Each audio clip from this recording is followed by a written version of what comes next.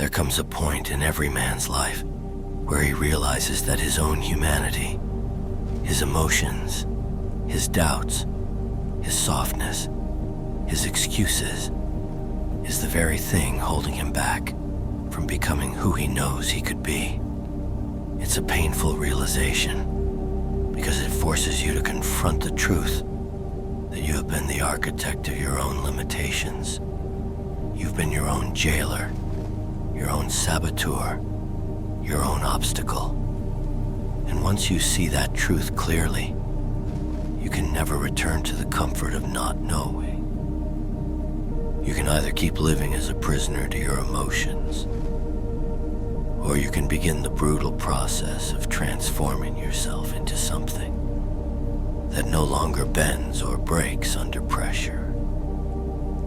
That transformation requires abandoning the identity you've carried your whole life and stepping into something colder, harder, and infinitely more disciplined.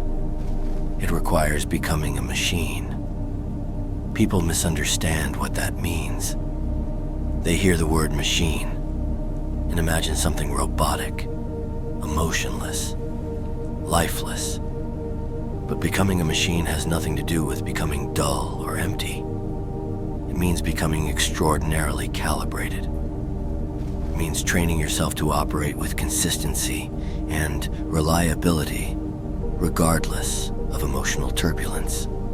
It means building a mind so unshakable and a will so conditioned that fatigue, fear, and doubt lose their power over you. It means reaching a point where your actions are dictated not by how you feel in a given moment, but by the standards you set for the person you refuse to stop becoming. You don't reach that level through motivation or inspiration. You reach it through repeated encounters with discomfort until discomfort becomes your normal operating environment. Most people will never understand the extent to which comfort has destroyed them, because comfort kills silently. It doesn't announce itself. It erodes you slowly. You skip a workout here. You give yourself a break there. You let one excuse slide after another until your entire identity becomes shaped by avoidance rather than pursuit. Living this way doesn't feel like dying, so most people don't notice that it is. You only realize it when you find yourself unable to rely on your own mind in moments that matter. That's the moment weakness becomes visible. That's when you see the decay. To become a machine, you must first accept that your feelings cannot be trusted. Your emotions are primitive. They're wired for survival, not success. They protect you from effort, not failure. They encourage retreat, not growth. When your mind tells you that you're tired, it's lying to you. When your mind tells you that you've done enough, it's lying again.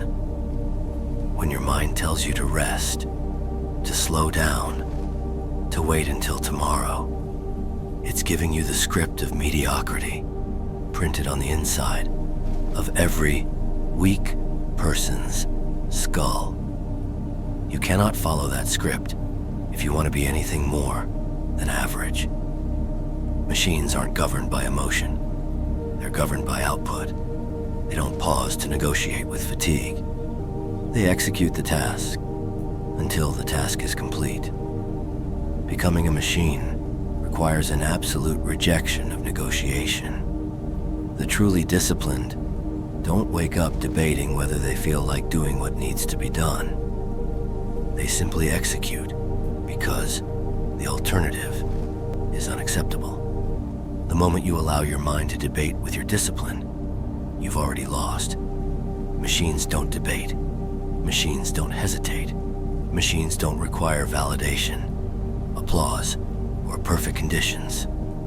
They operate under any circumstance.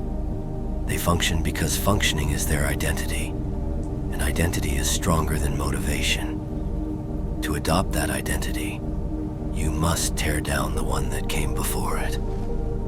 That old version of you, the one who procrastinates, who hesitates, who collapses under pressure, must be destroyed completely, not improved, not modified, not half repaired. Total destruction is required, because the old identity will always try to resurrect itself the moment stress increases. This isn't a polite transition, it's a violent replacement.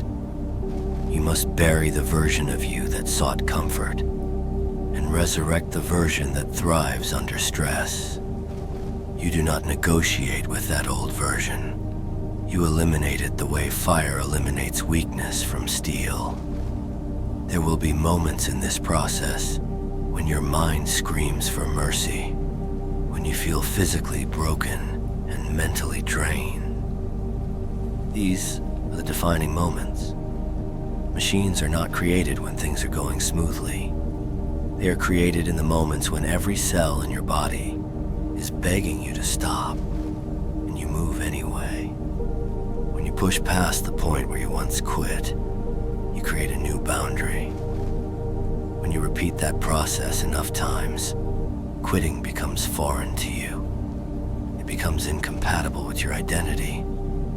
At that point, you no longer rely on fleeting bursts of motivation. You rely on a hardened, mechanical mindset that doesn't ask whether continuing is possible. It assumes continuing is mandatory. People around you will not understand this transition. They will mistake your discipline for obsession, your consistency for extremism, your commitment for imbalance. They will worry that you're pushing too hard, that you're becoming too rigid, that you're losing your humanity. What they don't understand is that the version of you they are trying to protect is the same version of you that was suffocating you slowly. They prefer you soft, predictable, relatable, because your transformation forces them to confront their own stagnation.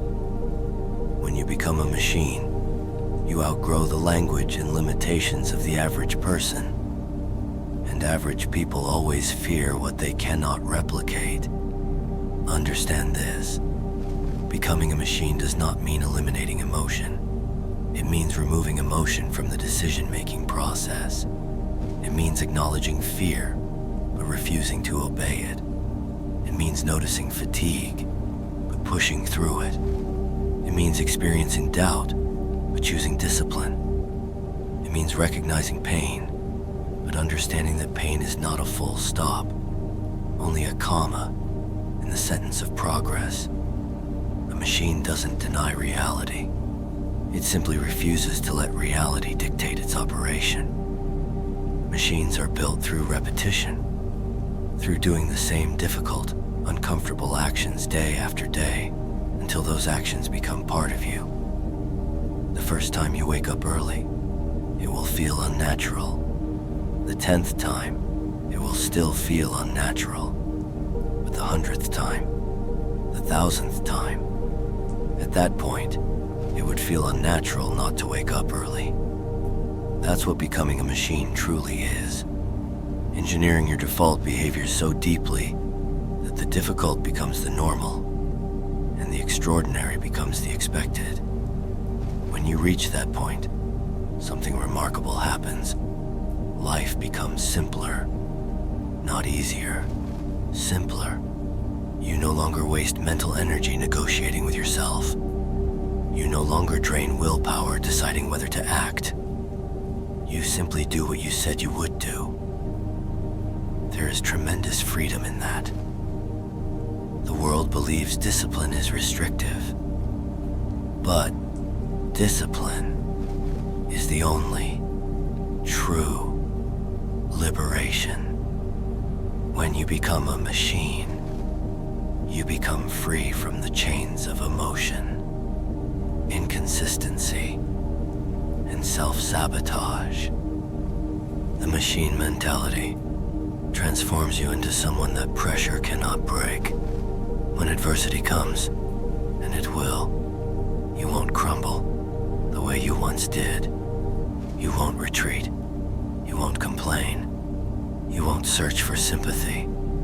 You will absorb the impact and continue forward with the same cold, determined energy that defines your new identity. Life becomes a battlefield, and instead of avoiding conflict, you stride directly into it, because you know conflict is the only environment in which your best self emerges. This transformation will not make your life easier. It will make you stronger. It will not remove obstacles. It will make obstacles irrelevant. It will not eliminate fear. It will make fear powerless. When you become a machine, you become a force that life cannot bend or manipulate. You become someone whose very presence communicates intensity, purpose, resilience, and unbreakable focus.